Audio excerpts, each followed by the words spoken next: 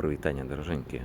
Я ўпэўнены, што гэтая калекцыя, якую зараз я вам пакажу, будзе цікава ўсім тым, хто карыстаецца гарадскім транспартам.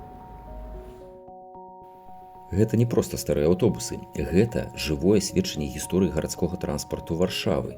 Калекцыю, якую вы бачыце, падтрымлівае клуб любіцеляў гарадской камунікацыі, арганізацыя энтузіастаў, якая з 1980 года займаецца захаваннем і аднаўленнем гістарычнага транспарту.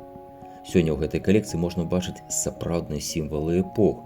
Сярод іх класічны Сан-100, адзін з самых вядомых польскіх турыстычных аўтобусаў 1960-х гадоў.